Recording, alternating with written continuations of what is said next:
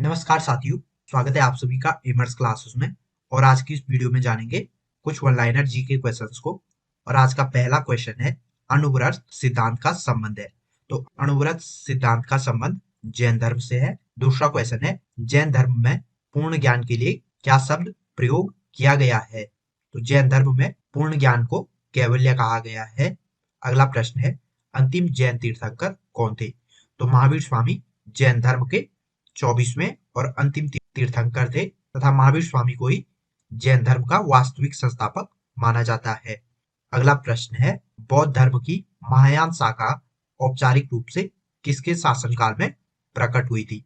तो कनिष्क के शासनकाल में बौद्ध धर्म की महायान शाखा का उदय हुआ था।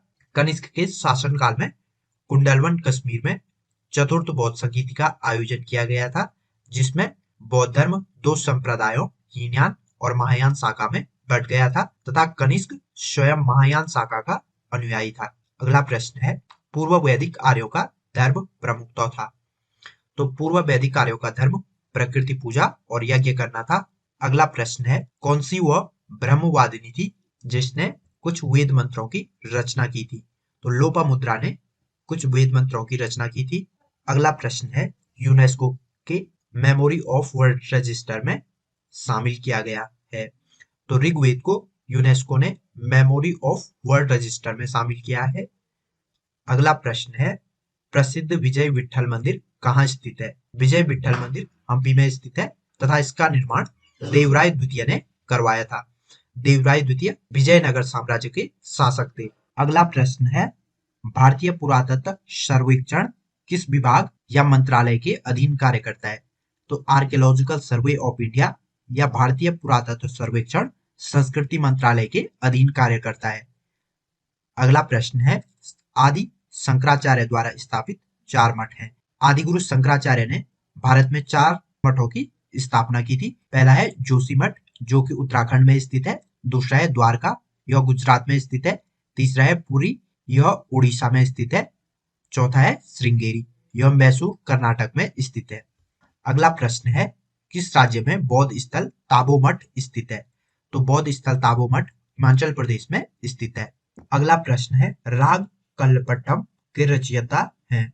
तो राग कल्पट्टम की रचना कृष्णानंद व्यास ने की थी। अगला प्रश्न है, तेरह ताली लोक नृत्य है। तेरह ताली राजस्थान का लोक नृत्य है। अगला प्रश्न है, अष्टाध्यायी किसकी रचना है। तो अष्टाध्यायी की रचना पाणिनि ने की थी। अगला प्रश्न है, योग दर्शन के पथ प्रदर्शक कौन थे। तो योग दर्शन का प्रतिपादन महर्षि पतंजलि ने किया था तथा योग प्राचीन भारत के 6 प्रमुख दर्शनों में से एक है। अगला प्रश्न है, वैदिक लोगों का मुख्य व्यवसाय क्या था। वैदिक संस्कृति में कृषि एवं पशुपालन लोगों का प्रमुख व्यवसाय था। अगला प्रश्न है, महावीर की माता कौन थी।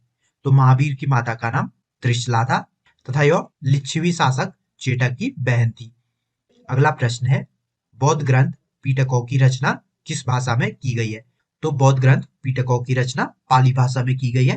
पिटक ग्रंथ 3 है। पहला है अभिधम्म पिटक, दूसरा है सूत पिटक, तीसरा है विनय पिटक।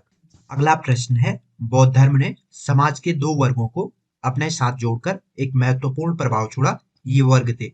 तो बौद्ध धर्म ने स्त्रियों और शूद्रों को अपने साथ जोड़कर इन पर विशेष प्रभाव छोड़ा था। अगला प्रश्न है, पर्युषण पर्व किसके द्वारा मनाया जाता है। तो पर्युषण पर्व को जैनों के द्वारा मनाया जाता है।